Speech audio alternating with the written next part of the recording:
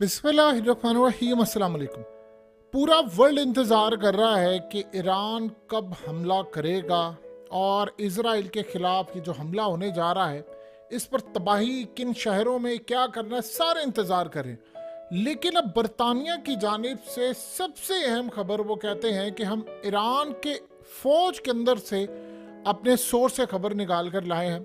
उन्होंने कहा कि इस वक्त सीन ये बना है कि ईरान के जो टॉप जर्नैल हैं और उनके प्रेसिडेंट, इनके दरमियान इस वक्त शदीद यानी आप ये समझें इख्तलाफ पाया जा रहा है। और सीन ये है कि ईरान के जर्नैलों ने कहा है कि हमने अब इसराइल के ऊपर डायरेक्ट स्ट्राइक करना है, हाइपरसोनिक मिसाइल हो, खैबर हो या दीगर चीज़ें हों। क्योंकि आपको पता है ये जर्नैल काफ़ी देर से काम कर चुके हैं और उन्होंने हालिया हमला किया और ये जो अप्रैल का हमला था और उसके बाद सबको पता है इब्राहिम रईसी के साथ जो हुआ वो भी उनको पता है। अब इस सिनेरियो में वो कह रहे हैं कि हमने इजराइल के साथ जो हमला कर रहे हैं इसके बाद ऑल आउट वार शुरू हो जाएगी और इसमें हम उनके शहर तबाह करेंगे, लेबनान हमला करेगा, शाम करेगा और ये तमाम चीज़ें। अब वो कह रहे हैं कि जो प्रेसिडेंट आया है नया वो कह रहा है कि नहीं, आपने इजराइल पर अगर हमला करना है तो इनकी मिलिट्री बेसिस पर हमला करें सिर्फ, या वो लेट से इजराइल के अंदर हो या इनकी जो सीक्रेट बेसिस हैं जो रीजन के अंदर फैली हैं उनको उड़ा दे। क्योंकि अगर आपने डायरेक्टली हमला किया तो ये ऑल आउट वार होगी और अभी मैंने इलेक्शन जीतकर इक़्तिदार में आया हूँ तो इस सूरत हाल में हमें सबसे पहले ईरान की इकोनॉमी को रिवाइव करना है। तो आप उनको जवाब दो, ये मामला होगा। इस पर अभी मामला काफ़ी हद तक वो कह रहे हैं कि यानी स्टक हो गए हैं। वो कह रहे हैं कि नहीं, हमने इजराइल के शहर उड़ाने हैं, जो होगा देखी जाएगी, ये तबाही होगी जो होगी। क्योंकि उनका मानना ये है कि इसराइल अगर हमने हमला ना किया तो इसराइल ने हमला कर देना है। और उन्होंने दोहा के अंदर भी वो चाहते तो इस्माइल हानिया को मार सकते थे, वो तुर्की में भी चाहते तो मार सकते थे, वो मॉस्को में भी अगर चाहते तो वहाँ मार सकते थे। उन्होंने सिर्फ तेहरान में मारना इसलिए समझा कि ताकि चूंकि उन्होंने जंग करनी है तो लिहाजा वो पूरी तरह तैयार है। तो आप इस गलत फहमी में अगर जी रहे हैं कि वो हमला नहीं करेंगे इसके बाद, तो ये गलत फहमी है। क्या आप ये समझते हैं, यानी वो जर्नैल सारे कह रहे हैं, या आयतुल्ला अली खामनाई का भी यही मानना है, वो भी इसी बात पर हैं कि नहीं, हमें बिल्कुल डायरेक्ट हमला करना चाहिए। क्योंकि देखिए, इजराइल की टिप थी अमेरिका को कि कासिम सुलेमानी मारेंगे, इजराइल की टिप थी कि उसके बाद इस्माइल हानिया मारे गए, फवाद शुक्र मारे गए। तो वो ये समझते हैं कि अब बहुत हो गया, हमने बहुत सह लिया है, अब हमारे पास इतनी ताकत है कि अगर आज हमारे ड्रोन, स्टेल्थ ड्रोन, अमेरिका के डिफेंस सिस्टम को छोड़ो वो तो बीट कर रहे हैं, उनके एयरक्राफ्ट कैरियर के ऊपर से गुजर जाते तो वो डिटेक्ट नहीं करते। तो लिहाजा हमारे पास अपॉर्चुनिटी है कि हम इसको तबाह कर दें, उड़ा दें, तो हम इनके शहर उड़ा देंगे। तो इस सिनेरियो में वो कह रहे हैं कि ये ना हो कि उसके बाद जंग छिड़ दे। तो कह रहे हैं जंग तो ऑल आउट वार वैसे भी होनी है, क्योंकि हम एटमी ताकत बनने की तरफ हैं, ये हमने बना लिया है, तो वो ये चाह रहे हैं कि हमें तबाह करना है। अब ये मामला सारे का सारा सामने आया है। देखिए, एक बात आप जेहन में रखिएगा, एटलीस्ट जो उनके नए प्रेसिडेंट आए हैं वो ये बिलीव करते हैं कि उनका असल में उन्होंने माजी में गवर्नमेंट के ऊपर बहुत ज़्यादा, आपको पता, तनकीद की थी, पुलिस के खिलाफ की थी। अब वो ये बिलीव करते हैं कि नहीं, इस सारे सिनेरियो के अंदर इकोनॉमी भी रिवाइव करनी है। यानी आप ये देखें कि सारे सिनेरियो अभी तक ईरान ने जवाब नहीं दिया, लेकिन अब ये बात तय है कि उन्होंने हमला करना है। यानी इसराइल ने तो कल अमेरिका को कह दिया है कि हम प्री एम्प्टिव स्ट्राइक करने जा रहे हैं, यानी पहले ही हमला करने जा रहे हैं। इन्होंने करना या नहीं करना, हम करने के लिए जा रहे हैं। आज आप अंदाजा करें, अभी ये मामला सामने आया था तो आज सबसे बदतरीन हमला हुआ है गजा में, 100 से ज्यादा लोगों को मार दिया है और जिस हालत में मारा, स्कूल के ऊपर हमला किया है। और 57 इस्लामिक मुल्क, ऐसी बेशर्मी उन्होंने दिखाई है, ऐसी बेशर्मी दिखाई है कि जिसकी इंतहा नहीं। देखिए, आपको पागल कैसे बनाया जाता है, ये आपने यहाँ पर पॉइंट समझ रहे। अब ये जो जंग छिड़ने जा रही है, ईरान ने अल्टीमेटली मिसाइल मार रहे हैं क्योंकि उसके अलावा कोई रास्ता नहीं है उनके पास।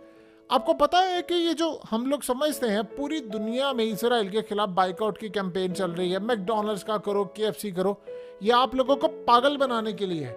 अब एक बात बताइए, इसराइल को आज अमेरिका से एड मिली है कांग्रेस को बाईपास करते हुए।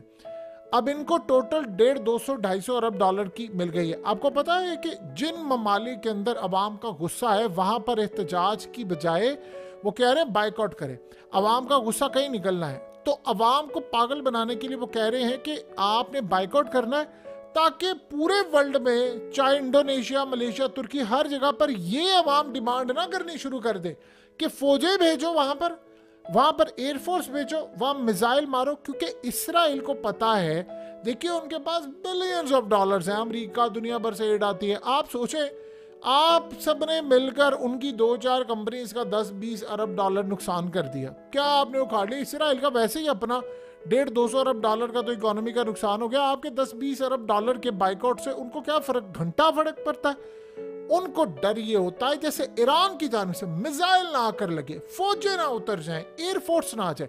अब अवाम का ध्यान पूरे वर्ल्ड में उधर ना चला जाए और वो अपने ममालिक में एहतजाज करके ये ना डिमांड करे कि फौज भेजो या लड़ाई करो। तो उन्होंने अवाम ही के अंदर उनका गुस्सा ठंडा करने के लिए कैंपेन चलवा दी कि बाइकआउट करो, बाइकआउट करो। अब ये है पागलपन। अब आप जरा अंदाजा कर लें कि यही सूरत हाल इस वक्त है। यानी आप ये सोचें कितना बाइकआउट किया है। ये पिछले तकरीबन 1 साल से ये जंग छिड़ी हुई है, ऑलमोस्ट 1 साल जल्दी होने वाला है। 1 साल से ऑलमोस्ट ये जंग छिड़ी हुई है और इस जंग में कितना बाइकआउट किया है इस्लामिक वर्ल्ड ने। किसी को घंटा फर्क पड़ा? इसराइल को फर्क पड़ा होता तो आज 100 बंदा वो मारता मासूम लोगों को। तो अब इस्लामिक वर्ल्ड ने कहा जी हम बाइकआउट और फलाना चाहेगा कि हम मजम्मत करें। उनको मजम्मत है, बाइकआउट, इन चीज़ों से फर्क नहीं पड़ा। पूरा वर्ल्ड इसराइल का क्या, मैकडोनल्ड्स का पूरा वर्ल्ड खाना बंद कर दो, उनको घंटा फर्क नहीं पड़ेगा। और उनके पास पैसा इतना है, उनको कदर कोई फर्क नहीं पड़ता। इनके बिलियनर्स, स्टॉक मार्केट। अब आप सोचे ट्रंप पर हमला हुआ और ट्रंप पर हमले से पहले उन्होंने स्टॉक सारे का सारे अपने बेच दिए थे। उनको ये था कि ट्रंप की कंपनी कभी कभी ये स्टॉक गिरेंगे तो हम नीचे से बाय करेंगे और फिर उसके बाद ये, यानी उस वक्त प्लान ये था 1000 अरब डॉलर्स कमाने का। बड़े बड़े जितने भी बिलियनर्स थे उनका लॉस हुआ अच्छा खासा। आप सोचें कि अगर 1000 अरब डॉलर ये कमा लेते, कोई जितने भी दुनिया में बिलियनर्स है सारे जो काम कर रहे हैं, उसमें से ये इस्लामिक वर्ल्ड और सारे समझते हैं जी हम 10-20 अरब डॉलर का नुकसान या 30 अरब डॉलर के भी आप पहुंचा ले सारी दुनिया मिलकर, तो जी हम बड़ा मार्का मारेंगे। अब सोचे अगर बड़े बड़े बिलियनर्स ने 1000 अरब डॉलर कमा लिए, उसमें से 30 अरब डॉलर आपने कर भी दिए, उनको घंटा फर्क पड़ता। ये बेवकूफ़ी है। अब यही सूरत हाल है कि वहां पर ईरान के नए प्रेसिडेंट ये कह रहे हैं कि मैंने तो अभी हलफ नहीं उठाया था तो इस्माइल हानिया को मार दिया, बल्कि वो यहाँ पर पहुंचे थे।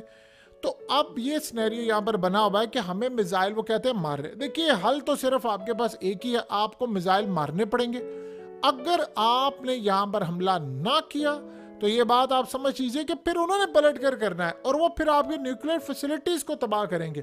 रही बात, देखिए रूस की जानिब से ग्रीन सिग्नल, इस वक्त आप जानते हैं कि रूस की फौजें ईरान में मौजूद हैं। आप हैरान होंगे कि रूस की फौजें ईरान के अंदर क्या कर रही हैं। ईरान ने बनाए हैं नए किस्म के मिसाइल और वो बड़े क्लास के मिसाइल है और वो रूस से भी बेहतर मिसाइल है। वहां पर अब उनकी जो टीमें हैं उनको वो ट्रेन कर रहे हैं। यहाँ पर जो इनके जो खास तौर पर चलाने वाले हैं, टॉप के जर्नल भी वहाँ पहुंचे हुए हैं, फौजें वहाँ पर पहुंची हुई हैं बड़ी तादाद में, जिन्हें चलाना, ऑपरेट करना है और निगरानी करनी है। उन सबको वो ट्रेन कर रहे हैं कि आपने इसको कैसे यूज़ करना है, क्या सूरत हाल है। जब भी याद रखिएगा, मिसाल के तौर पर किसी ने राफेल तैयारे लेने हो, F-35 लेने, कुछ भी हो, वो पहले पूरी एक ट्रेनिंग देते हैं। इस वक्त सीन ये हो रहा है कि उधर पता ये चला है कि रूस ने जब ये इनको हथियार और चीज़ें दी हैं, डिफेंस सिस्टम भी आ गया, रेडार सिस्टम भी आ गया है, ड्रोन्स भी आ गए हैं, सब कुछ आ गया है, तो रूस ने पहुंचाया है। तो उधर आप ये देखिए फ्रांस और पोलैंड, उनकी फौजें आहिस्ता आहिस्ता नेटो के साथ मिलकर रूस के खिलाफ जंग के लिए जा रही हैं। यानी वो एक खास रीजन के अंदर यूक्रेन में पहुंच गए। तो इस पर आज रूस ने ऐलान किया है ये आप जंग छेड़ने जा रहे हैं और हमारे मिसाइलों का रुख आपकी जानिब है, इसलिए ईरान से वो हंगामी बेसिस पर ले रहे हैं मिसाइल और वहां पर वो मारने जा रहे हैं। रूस को देखिए उसके पास S-400 है, S-500 है, उसके बाद डिफेंस सिस्टम है, तमाम चीज़ें हैं, जहाज़ भी हैं। उनको मिसाइलों की ज़रूरत है, शेल्स की ज़रूरत है।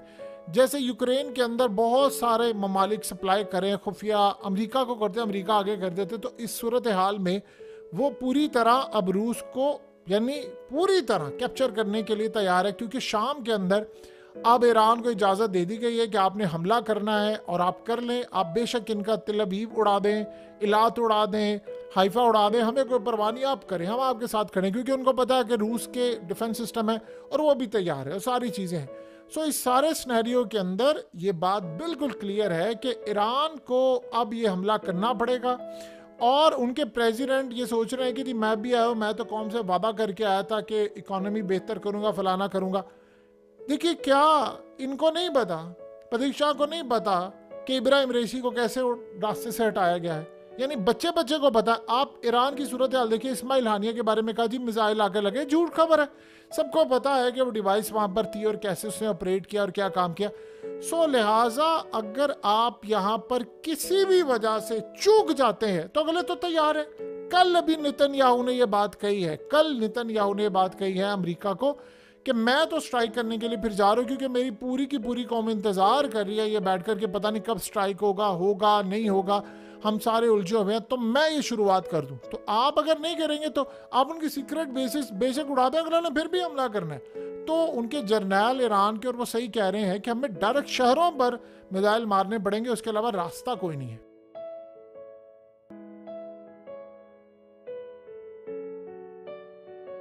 हकीकत टीवी को सब्सक्राइब करना मत भूलें, वीडियो को लाइक करें, शेयर करें और कमेंट सेक्शन में अपनी राय का इजहार जरूर करें।